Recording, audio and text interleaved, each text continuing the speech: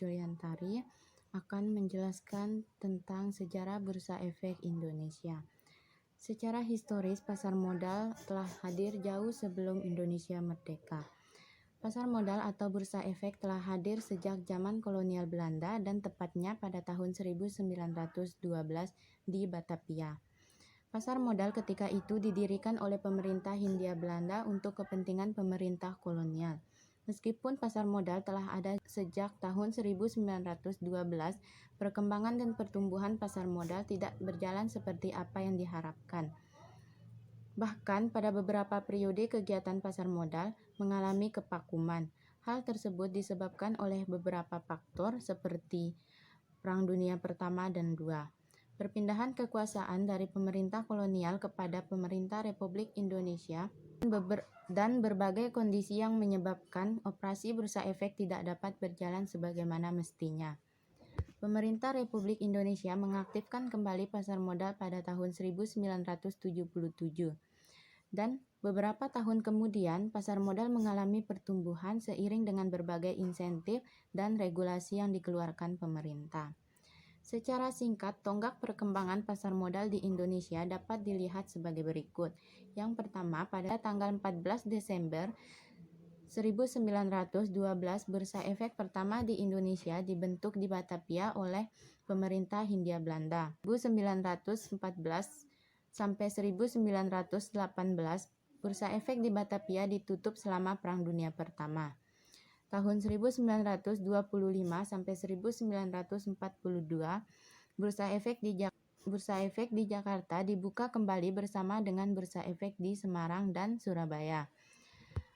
Awal tahun 1939, karena isu politik Perang Dunia Kedua, Bursa Efek di Semarang dan Surabaya ditutup.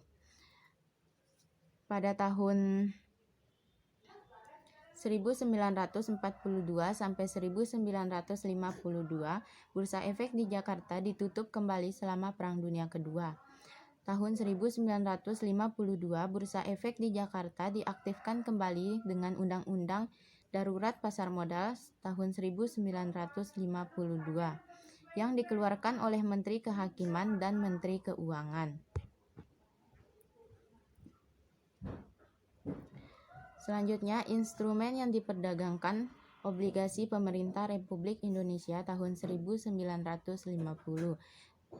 Di antaranya pada tahun 1956, program nasionalisasi perusahaan Belanda Bursa Efek semakin tidak aktif, dan tahun 1956 sampai 1977 perdagangan Bursa Efek vakum. Mungkin sekian materi dari saya. Assalamualaikum warahmatullahi wabarakatuh. Assalamualaikum warahmatullahi wabarakatuh. Baiklah, saya akan melanjutkan materi selanjutnya, yaitu tentang sejarah Bursa Efek Indonesia. Pada tanggal 10 Agustus 1977, Bursa Efek diresmikan kembali oleh Presiden Soeharto. Kemudian tahun 1987, hadirnya paket Desember 87. Kemudian tahun 1988 sampai dengan 1990, paket deregulasi di bidang perbankan dan pasar modal diluncurkan. Kemudian tanggal 2 Juni 1988, Bursa Paralel Indonesia BPI mulai beroperasi. Kemudian Desember 1988, pemerintah mengeluarkan paket Desember 88. Kemudian tanggal 16 Juni 1989, Bursa Efek Surabaya BES mulai beroperasi. Kemudian tanggal 18 Juni 1992, swastanisasi BEJ BPEPAM berubah menjadi Badan Pengawas Pasar Modal. Kemudian tanggal 22 Mei 1955, sistem otomatis perdagangan di BEJ dilaksanakan dengan sistem komputer. Kemudian tanggal 15 November 1995, pemerintah mengeluarkan Undang-Undang Nomor 8 tentang tahun 1995 tentang pasar modal. Kemudian tahun 1995, Bursa Paralel Indonesia merger dengan Bursa Efek Surabaya. Kemudian tahun 2000, sistem perdagangan tanpa warkat mulai diaplikasikan di pasar modal Indonesia. Kemudian tahun 2002, BIJ mulai mengaplikasikan sistem perdagangan jarak jauh. Kemudian tahun 2007, penggabungan Bursa Efek Surabaya dengan Bursa Efek Jakarta dan berubah nama menjadi Bursa Efek Indonesia. Sekian materi saya. Wassalamualaikum warahmatullahi wabarakatuh. Assalamualaikum warahmatullahi wabarakatuh. Nama saya Faridatul Hayati, NIM 1905021144 dari kelas 5A Perbankan Syariah. Baik, pada kesempatan kali ini saya akan menjelaskan visi misi daripada Bursa Efek Indonesia. Visi Bursa Efek Indonesia yaitu menjadi bursa yang kompetitif dengan kredibilitas tingkat dunia. Dan yang kedua yakni misi. Misi yang pertama yaitu menciptakan daya saing untuk menarik investor dan emiten. Misi yang kedua yaitu melalui pemberdayaan anggota bursa dan partisipan. Dan misi yang ketiga yaitu penciptaan nilai tambah. Dan misi yang terakhir daripada Bursa Efek Indonesia ini yaitu efisiensi biaya serta penerapan good governance.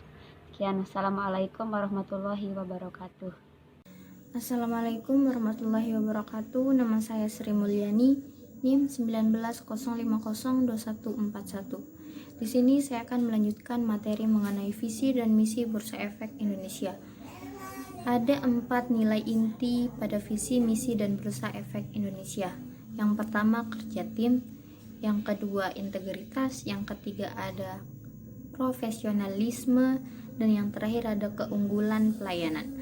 Kemudian ada kompetensi inti visi dan misi Bursa Efek Indonesia, ada 4 juga. Yang pertama ada membangun kepercayaan, yang kedua ada integritas, kemudian ada berjuang untuk meraih prestasi, dan yang terakhir fokus pelanggan. Assalamualaikum warahmatullahi wabarakatuh. Saya Indar Pratama, NIM 180502031. Saya akan menjelaskan tentang produk-produk yang ada di Bursa Efek Indonesia. Yang pertama itu ada saham. Saham adalah tanda penyertaan modal seseorang atau pihak dalam suatu perusahaan. Dengan adanya tanda penyertaan modal tersebut, maka pihak tersebut berhak memiliki klaim atas pendapatan perusahaan, aset perusahaan, dan berhak hadir dalam rapat umum pemegang saham. 2 keuntungan yang diperoleh oleh investor dengan membeli saham, yaitu yang pertama ada namanya dividen. Dividen adalah pembagian keuntungan yang diberikan oleh perusahaan yang dihasilkan dari keuntungan yang dihasilkan oleh perusahaan. Dividen ini diberikan setelah adanya rapat umum pemegang saham. Dalam rapat umum pemegang saham itu diberikan dividen tunai dan dividen saham. Dividen tunai berupa uang tunai yang diberikan kepada pemegang saham. Dan yang kedua itu ada dividen saham, yaitu saham diberikan kepada pemegang saham sehingga sahamnya bertambah. Yang kedua itu ada capital gain. Capital gain adalah selisih antara harga jual dan harga beli. Nah, hal ini terbentuk karena adanya aktivitas perdagangan di pasar perdagangan saham di pasar sekunder. Yang kedua, produk Bursa Efek Indonesia yang kedua itu yaitu reksadana. Reksadana adalah wadah untuk menghimpun dana dari masyarakat pemodal, kemudian diinvestasikan ke dalam bentuk portofolio efek yang diinvestasikan yang diatur oleh manajer investasi. Keuntungan reksadana yaitu yang pertama tidak membutuhkan modal yang besar, yang kedua mempermudah pemodal dalam melakukan investasi di pasar modal. Sekian materi dari saya. Terima kasih. Assalamualaikum warahmatullahi wabarakatuh. Assalamualaikum warahmatullahi wabarakatuh. Perkenalkan, nama saya Muhammad Hafiz Nur, absen 18050237, akan melanjutkan pembahasan dari Saudara Indar Pratama terkait tentang produk-produk Bursa Efek Indonesia. Sebelumnya sudah dibahas oleh Saudara Indar tentang saham dan reksadana. Nah, kemudian sekarang yang saya bahas yaitu derivatif, surat utang, dan efek syariah. Nah, yang pertama adalah derivatif. Nah, dalam dunia keuangan, derivatif ini adalah sebuah kontrak bilateral atau perjanjian penukaran pembayaran yang nilainya diturunkan atau berasal dari produk yang menjadi acuan pokok atau yang disebut dengan produk turunan, underlying asset.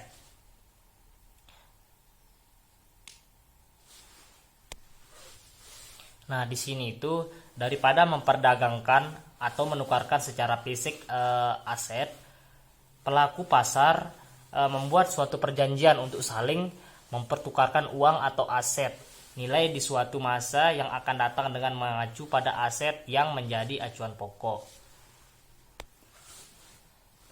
Di sini derivatif digunakan oleh investor atau manajemen investasi atau manajemen portofolio perusahaan atau lembaga keuangan untuk mengelola posisi yang mereka miliki terhadap risiko dari pergerakan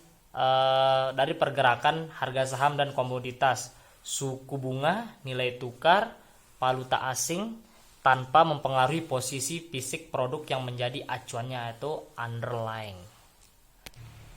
Nah, kemudian derivatif mengacu pada berbagai jenis aset, misalnya itu seperti komoditi, saham atau obligasi, suku bunga, dan nilai tukar mata uang atau indeks. Seperti indeks pasar saham, indeks pasar konsumen, atau bahkan indeks kondisi cuaca ataupun derivatif lainnya. Kegunaan dari derivatif ini adalah untuk mengalihkan risiko maupun mengambil suatu risiko tergantung apakah posisinya sebagai hedger atau pelaku lindung nilai atau spekulator. Nah, bermacam-macam tentang nilai antara aset acuan dan alternatif pembayaran menghasilkan beraneka kontrak derivatif yang diperdagangkan di pasaran. Jenis utama derivatif ini bisa kita temukan seperti kontrak berjangka, kontrak searah, dan opsi atau swap. Nah, gitu. Nah, kemudian yang kedua yaitu tentang surat utang. Surat utang atau yang biasa lebih kita kenal ya dengan nama obligasi. Nah, obligasi di sini itu merupakan salah satu efek yang tercatat di bursa di samping efek lainnya seperti saham, sukuk, efek beragun aset maupun dana investasi real asset. Nah, obligasi ini dapat dikelompokkan sebagai efek yang bersifat utang di dalam sukuk, di samping sukuk gitu maksudnya. Obligasi dapat dijelaskan sebagai surat utang jangka menengah panjang yang dapat dipindah tangankan, yang berisi janji dari pihak yang menerbitkan untuk membayar imbalan-imbalan berupa bunga pada periode tertentu dan melunasi pokok utang pada waktu yang telah ditentukan kepada pihak pembeli obligasi tersebut. Nah, kemudian efek-efek yang bersifat utang di dalam bursa efek itu tercatat ada 3, yaitu sukuk, obligasi korporasi, yaitu obligasi yang diterbitkan oleh perusahaan swasta atau nasional. Contohnya itu kayak BUMN dan BUMD.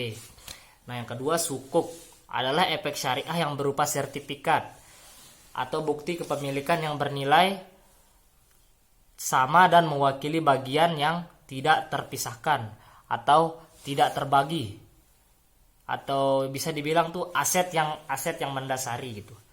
Nah, kalau yang ketiga surat berharga negara atau SBN merupakan surat berharga negara yang terdiri dari surat-surat utang negara dan surat berharga syariah negara. Nah, kemudian keuntungan yang bisa kita dapat membeli efek yang bersifat utang, yaitu mendapatkan kupon atau fee atau nisbah yang biasa kita kenal ya, nisbah, secara periodik dari efek yang bersifat utang yang dibeli. Nah, yang kedua memperoleh capital gain dari penjualan efek yang bersifat utang itu di pasar sekunder. Yang ketiga memiliki resiko yang relatif lebih rendah dibandingkan dengan instrumen lain seperti saham, di mana pergerakan harga saham ini lebih berfluktuatif atau dibandingkan dengan harga efek yang bersifat utang.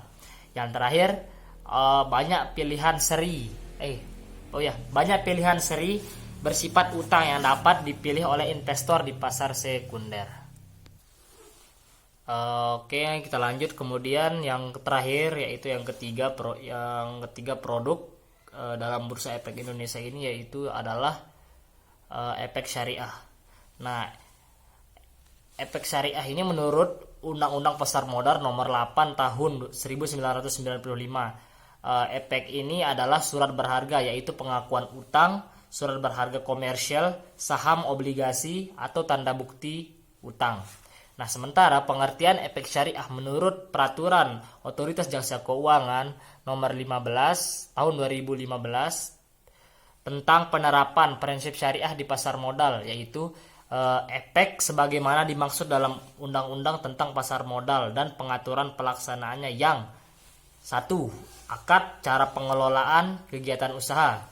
Yang kedua, aset yang menjadi landasan akad cara pengelolaan kegiatan usaha. Dan yang terakhir, aset yang terkait dengan efek dimaksud dan penerbitnya tidak bertentangan dengan prinsip-prinsip syariah di pasar modal.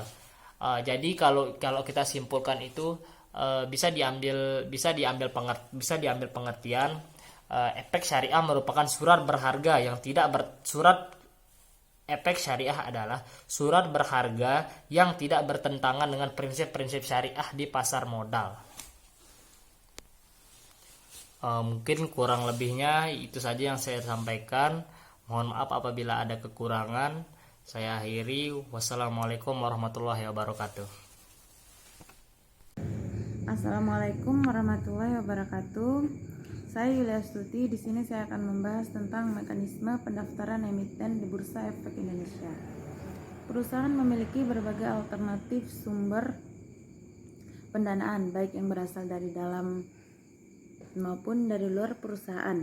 Alternatif pendanaan dari dalam perusahaan umumnya dengan menggunakan laba yang ditahan perusahaan, sedangkan alternatif pendanaan dari luar perusahaan dapat berasal dari kreditur berupa hutang, pembiayaan bentuk lain, atau dengan penerbitan surat utang maupun pendanaan yang bersifat penyertaan dalam bentuk saham atau equity. Pendanaan melalui mekanisme pernyataan umumnya dilakukan dengan menjual saham perusahaan kepada masyarakat atau sering dikenal dengan go public. Selain untuk alternatif sumber perusahaan, manfaat go public antara lain adalah memberikan keunggulan kompetitif untuk pengembangan usaha perusahaan di masa depan.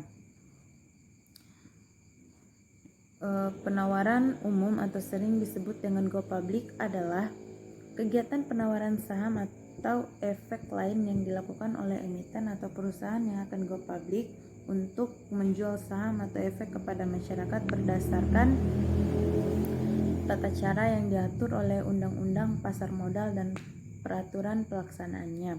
Penawaran umum mencakup kegiatan sebagai berikut. Yang pertama, periode pasar perdana, yaitu ketika efek ditawarkan kepada pemodal oleh penjamin emisi melalui para agen penjual yang ditunjuk. Yang kedua, penjatahan saham, yaitu pengalokasian efek pesanan para pemodal yang sesuai dengan jumlah efek yang tersedia. Yang ketiga, pencatatan efek di bursa, yaitu saat efek tersebut mulai diperdagangkan di bursa. Proses penawaran umum saham dapat dikelompokkan menjadi 4 tahapan, yaitu yang pertama tahap persiapan, yang kedua adalah tahap pengajuan pernyataan pendaftaran, yang ketiga tahap penawaran saham, dan yang terakhir atau keempat adalah tahap pencatatan saham di Bursa Efek. Sekian materi dari saya. Wassalamualaikum warahmatullahi wabarakatuh. Assalamualaikum warahmatullahi wabarakatuh. Baiklah, saya akan melanjutkan materi dari saudari Yuli Astuti tentang persyaratan umum di pencatatan di BEI. Persyaratan yang pertama yaitu persyaratan pendaftaran emisi tidak dinyatakan efektif oleh Bapepam LK. Persyaratan yang kedua yaitu calon emiten tidak sedang dalam sengketa hukum yang diperkirakan dapat mempengaruhi kelangsungan perusahaan. Persyaratan yang ketiga yaitu bidang usaha baik langsung atau tidak langsung tidak dilarang oleh undang-undang yang berlaku di Indonesia. Persyaratan yang keempat yaitu khusus calon emiten pabrikan tidak dalam masalah pencemaran lingkungan atau hal tersebut dibuktikan dengan adanya sertifikat AMDAL, dan calon emiten industri kehutanan harus memiliki sertifikat eco-labeling atau ramah lingkungan. Persyaratan yang kelima yaitu khusus calon emiten bidang pertambangan harus memiliki izin pengelolaan yang masih berlaku minimal 15 tahun. Persyaratan yang keenam yaitu khusus calon emiten yang bidang usahanya memerlukan izin pengelolaan seperti jalan tol, pengusaha hutan harus memiliki izin tersebut minimal 15 tahun. Oke, selanjutnya yaitu tentang penawaran umum mencakup kegiatan-kegiatan seperti berikut. Yang pertama yaitu kegiatan periode pasar perdana yang ketika efek ditawarkan kepada pemodal oleh penjamin emisi melalui para agen penjual yang ditunjuk. Penjatahan saham yaitu pengalokasian efek pesanan para modal sesuai dengan jumlah efek yang tersedia. Kegiatan yang ketiga yaitu pencatatan efek di bursa, yaitu saat efek tersebut mulai diperdagangkan di bursa. Adapun proses penawaran umum saham dapat dikelompokkan menjadi 4 tahapan, yaitu yang pertama tahap persiapan. Tahap ini merupakan tahapan awal dalam rangka mempersiapkan segala sesuatu yang berkaitan dengan proses penawaran umum. Tahap yang kedua yaitu tahap pengajuan pernyataan pendaftaran. Pada tahap ini dilengkapi dengan dokumen-dokumen pendukung calon emiten menyampaikan pendaftaran kepada Bapedam LK hingga Bapepam LK menyatakan pernyataan pendaftaran menjadi efektif. Kemudian yaitu tahapan yang ketiga yaitu tahap penawaran saham. Tahapan ini merupakan tahapan utama karena pada waktu inilah emiten menawarkan saham pada kemasyarakat investor. Investor dapat membeli saham tersebut melalui agen-agen penjual yang telah ditunjuk.